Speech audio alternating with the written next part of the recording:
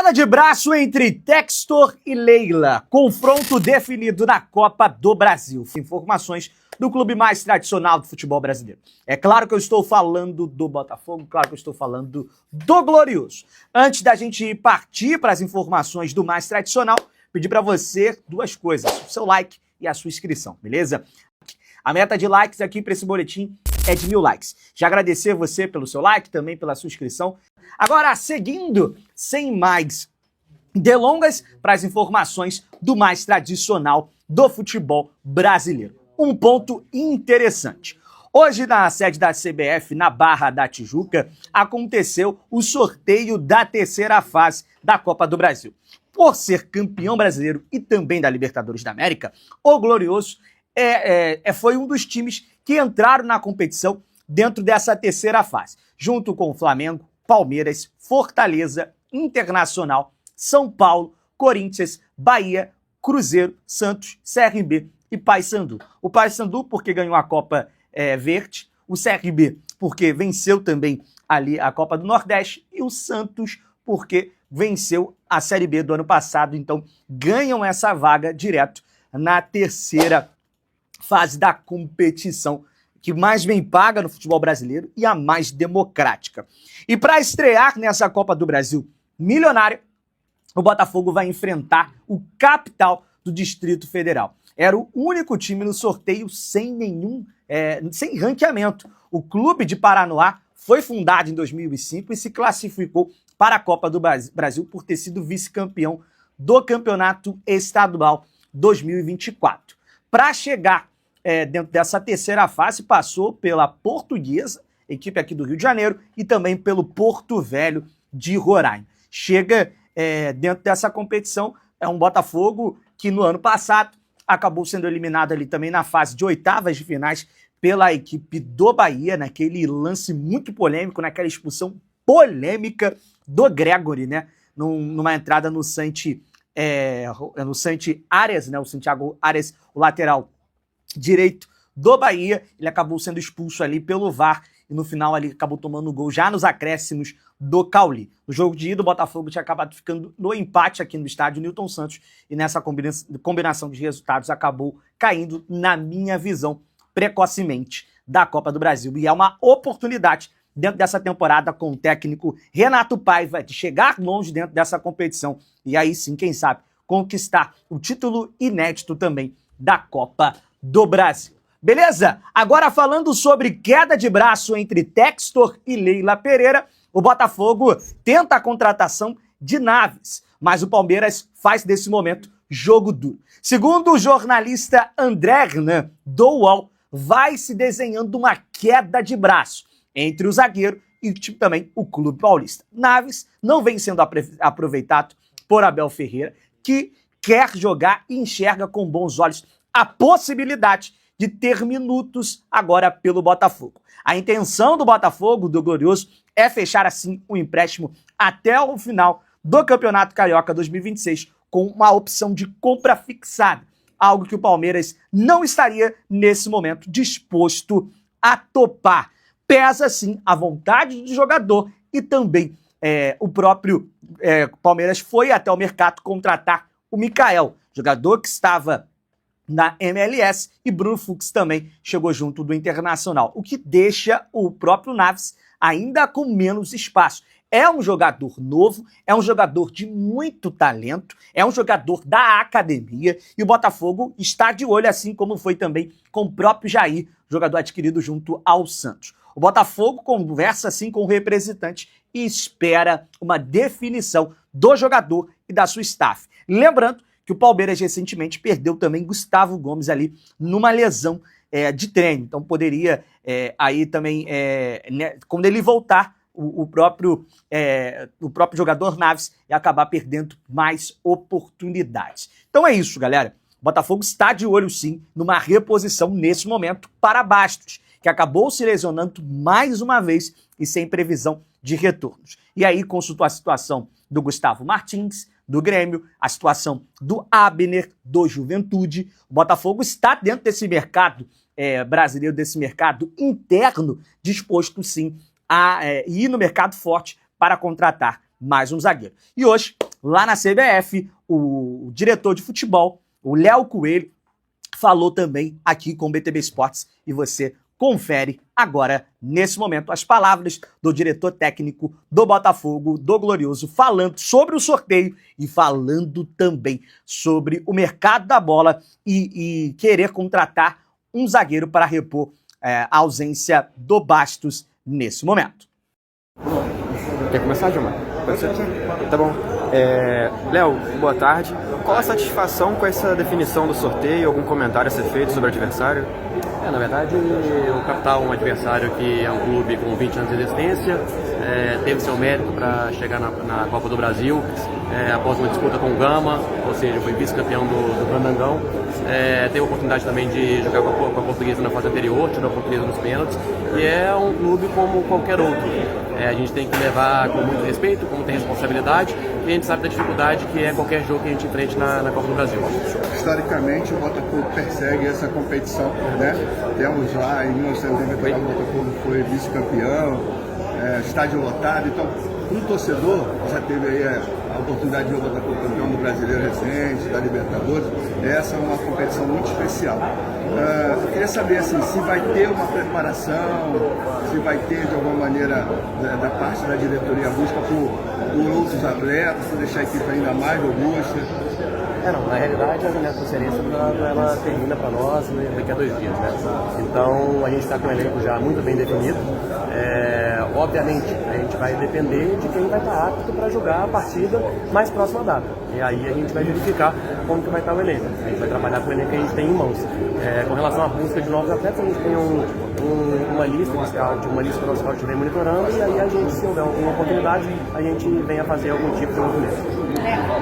Primeiro, eu gostaria que você falasse sobre esse confronto do Capital, que é estreante na Copa do Brasil. Eu gostaria que você falasse desse resultado, fora de casa. É um confronto muito difícil, assim, com qualquer um. O Capital é um clube que tem 20 anos de existência, provou seu mérito chegando na final do Brasileirão, sendo vice-campeão numa disputa com o Gama. Conseguiu avançar de fase nos pênaltis, contra a Portuguesa do Rio, e nossa, a gente sabe que não tem uma jogo fácil ainda. Esse jogo com seriedade, com a qual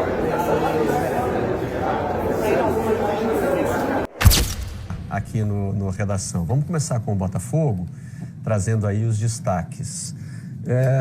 O dia me parece mais otimista. Glorioso não está de bobeira na luta pelo bi. O Globo vai mais na linha do que demorou para acontecer no jogo de ontem, né? Dupla dá a volta por cima e concretiza a vitória no fim. Não foi um jogo fácil contra o Carabobo. Não. Né? É um começo já melhor do que o da Libertadores do ano passado. O Botafogo, quando foi campeão da Libertadores, perdeu as 2 primeiras partidas. Mas se tivesse empatado também seria na pontuação, né? Mas não seria pelo contexto do grupo, ainda mais pelo que aconteceu. Claro. Ainda mais pelo que aconteceu depois. É um grupo... não é um grupo mais difícil, mas é um grupo mais desequilibrado. Sim. Esse desequilíbrio do grupo do Botafogo faz com que ele não possa esperar muitos empates nos outros jogos, nos jogos dos adversários, a pontuação baixa, não dá para garantir assim. E do ponto de vista do Botafogo, o Carabobo é inegociável. Inegociável. Essa vitória aí tinha que acontecer. E como vai ter que acontecer também quando o jogo for na Venezuela, né? São 6 pontos ali. O Estudiantes, por exemplo, já passou, já fez 2-0 também na Venezuela na primeira rodada. E o Botafogo teve muita dificuldade, que eu considero, de certa forma, natural nesse começo de trabalho do Renato Paiva. Ele treinou um mês antes, mas é um começo de trabalho. O Botafogo ainda paga pelas escolhas do primeiro semestre, de ter demorado tanto para achar um treinador. Eu acho que isso... Só uma parte. Antes do primeiro gol do Botafogo, teve essa bola na trave aí do Carabobo. Poderia ter sido pior. Poderia ter sido pior. O Carabobo veio numa estratégia defensiva, como era de se esperar, mas ao mesmo tempo saiu, teve chances de fazer gol, não tantas, mas teve. E o Botafogo adotou uma postura. A minha impressão, vendo o jogo taticamente, assim, é que o Botafogo ainda tenta se adaptar às questões mais profundas do jogo posicional do Renato Paiva. É um time que ainda tenta se adaptar, por exemplo, na velocidade. O Renato Paiva pede muito para que os jogadores não tenham pressa para fazer o passe certo, para fazer o último passe e conseguir. Mas isso, para quem viu aquele time do ano passado, que a característica era justamente a velocidade no ataque, dá a impressão de um time muito lento atualmente. O Carabobo ontem, por exemplo, ele pressionava a defesa do Botafogo só com um atacante, jogando num 4-5-1 ali. E o Botafogo o tempo todo saía a bola com o Jair, com o Barbosa, que era a dupla de zaga, e o Gregory, que era o primeiro volante. Então ficavam 3 jogadores e o Botafogo sentia falta desse homem a mais na primeira linha do Gregory, por exemplo, um pouco mais avançado ali com o Marlon Freitas, para ter um pouco mais de opção para furar a retranca. Vale lembrar também que o Botafogo do Arthur Jorge enfrentou muitas dificuldades contra times que se fechavam. Até no fim do ano passado, no auge daquele time. Foram empates no Newton Santos ali, que o time não conseguia passar pelas retrancas e um pouco disso se viu ontem. Mas o time com menos mobilidade, com jogadores que ainda se adaptam, né? O Santiago Rodrigues, por exemplo, que é um dos reforços mais caros, o reforço mais caro desse ano do Botafogo, ainda não se encontrou, ainda não se adaptou. Entrou, por exemplo, contra o Juventude no segundo tempo e foi muito bem. Ontem entrou como titular e foi muito mal. Quem foi bem acabou fazendo o gol que abriu o placar foi o Patrick de Paulo, que vinha mal. Então, assim, a impressão do Botafogo, quando a gente fala, parece que está um pouco esquizofrênico a ideia do Botafogo. E a ideia da torcida acaba indo um pouco por esse caminho também. Jogou contra o Palmeiras, o Renato Paiva era ótimo trabalho. Aí, depois, perdeu para a Universidade do Chile, não é bom assim. Aí, contra o Juventude, foi bem no segundo tempo, o time está evoluindo. Aí, ontem parece que desevolui. Acho que são momentos de um começo de trabalho que já está no meio da temporada. Eu resumiria essa sua análise aí numa observação simples. O Renato Paiva, que está em início de trabalho, ele está buscando o Léo Almada dele, que ele já encontrou, o Thiago Almada, que é o Santi Rodrigues, e ele está buscando o Luiz Henrique dele, que ele já encontrou, que é o Arthur. Não são jogadores do mesmo nível. Não são jogadores do mesmo nível, é o que eu ia falar agora. E aí você tem que mudar a forma de jogar do time. Até que esses jogadores se adaptem a uma realidade, porque o resto, eu estou destacando esses 10 jogadores, porque o restante é a estrutura de jogo do ano passado.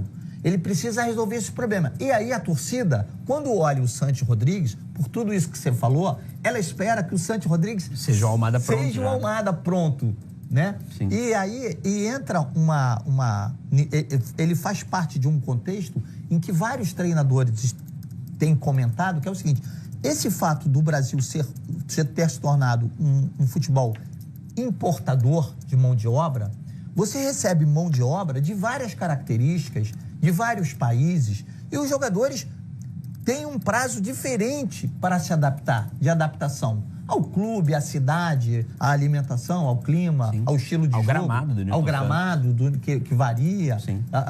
ao tipo de competição. O Flamengo foi enfrentar o Táchira na Venezuela, o Táchira se retrancou, fez linha de 5 com 3 na frente, enfim, espantou até o próprio Felipe Luiz.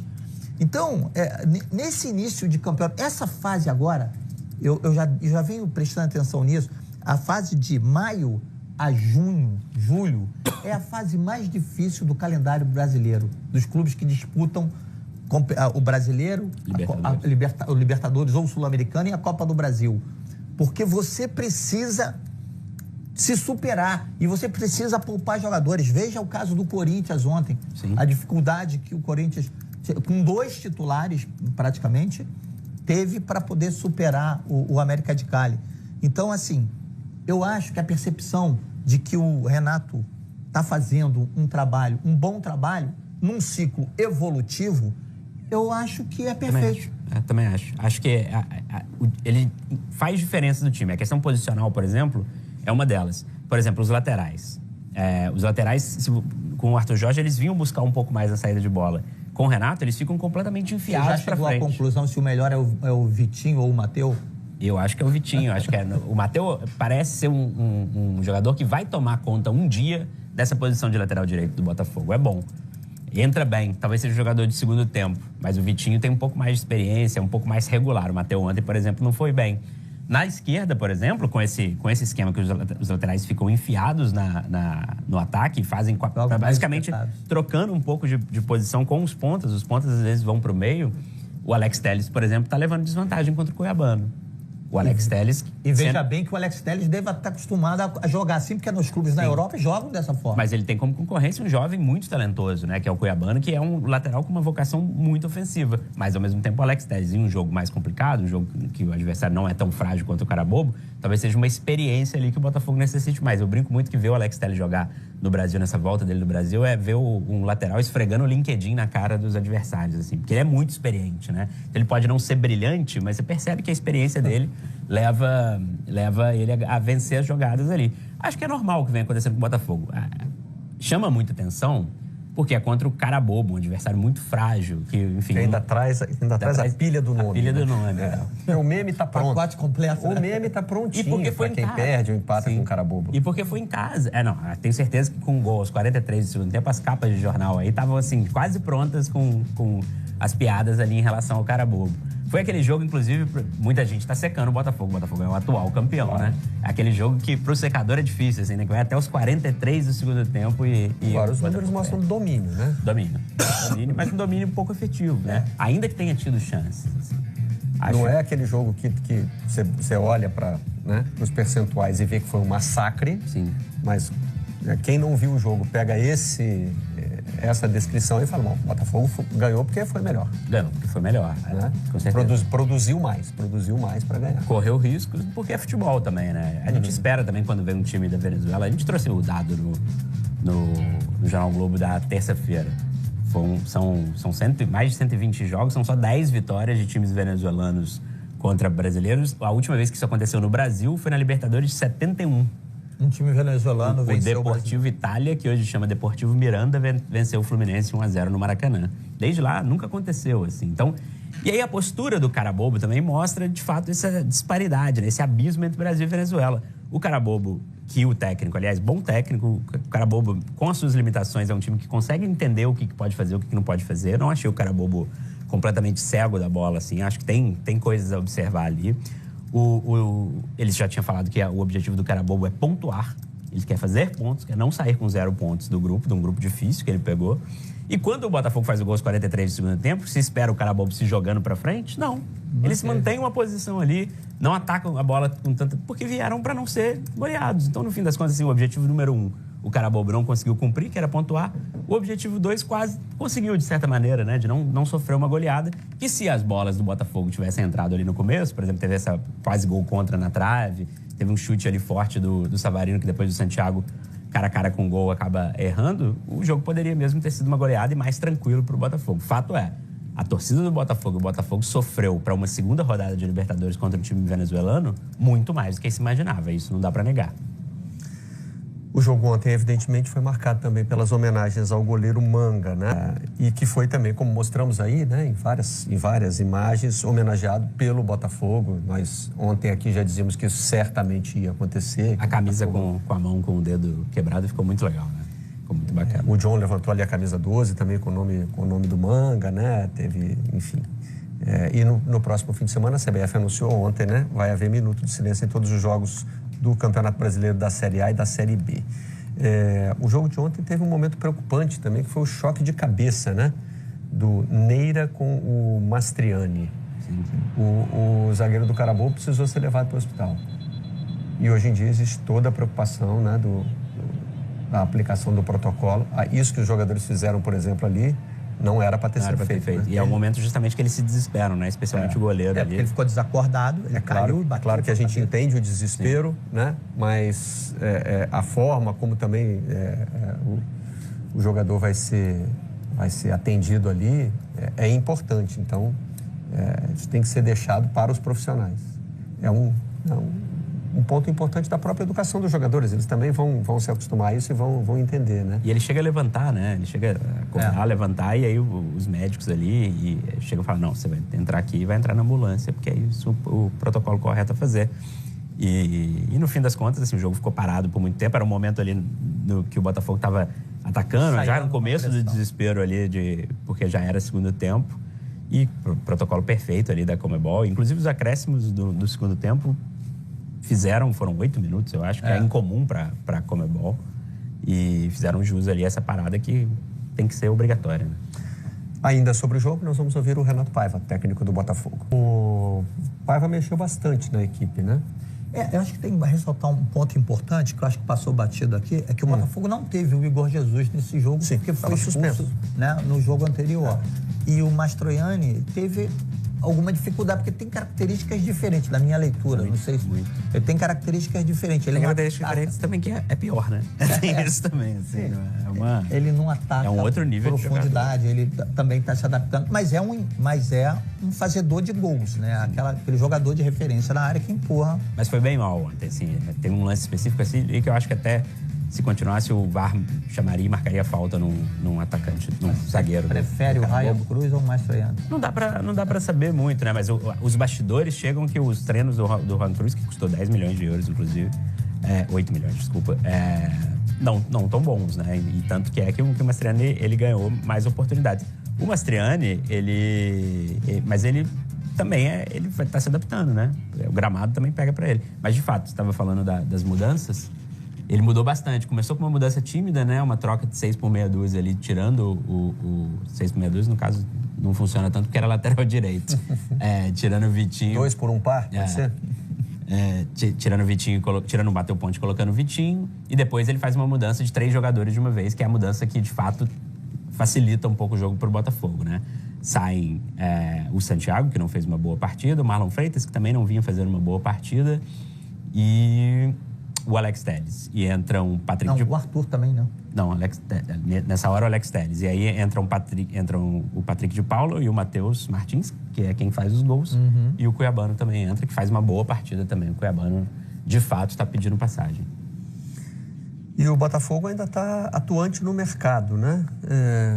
Tem agora interesse num zagueiro, porque a situação do Bastos se complicou. O Bastos se machucou no fim do ano passado, ficou fora da final da Libertadores, né? Ficou fora, mas voltou, né? Voltou naquele jogo com um gramado muito criticado contra o Bangu, que também foi criticado o Carlos Leiria, técnico da época, por um jogo do Botafogo e Bangu próximo ao agora eu não vou lembrar se era o jogo contra o Racing pela Recopa ou o Flamengo pela Supercopa. Mas era um jogo importante que tinha próximo e o Leiria resolve escalar o time com força total. E logo no começo o Arthur se machuca, mas tem uma lesão mais leve, tanto é que já voltou logo depois, e o Bastos volta a se machucar. O Bastos jogou o primeiro tempo no amistoso que o Botafogo fez contra o Novo Horizontino e machucou de novo. Ainda teve ali um desencontro de informações sobre a possibilidade dele fazer cirurgia. Eu sei que essa possibilidade foi cogitada, mas não foi essa a escolha. E aí, não se sabe quando volta. É curioso, né? Porque Bastos e Barbosa, no ano passado, se encaixaram muito bem, né?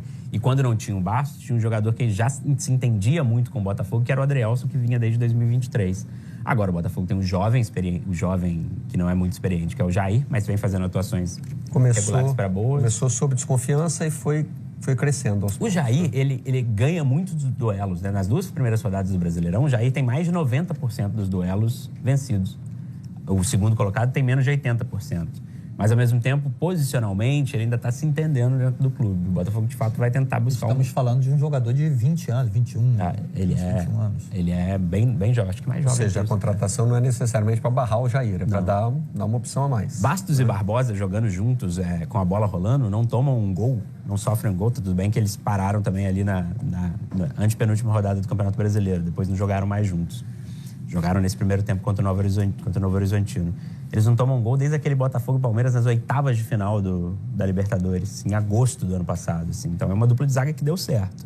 E dá certo para esse esquema de saída de jogo, né, mesmo. O Barbosa reencontrou, depois de um começo de ano ruim, reencontrou o bom futebol, vem fazendo bons jogos, apesar que errou muitos passes ontem. Mas essa zaga do Botafogo ainda tem que se acertar, ainda aqui. 4 jogos, 1 gol sofrido. É isso que eu ia falar agora. Só aquele da Universidade do Chile. É exatamente o que eu ia falar agora. A consistência defensiva não é o problema do Botafogo.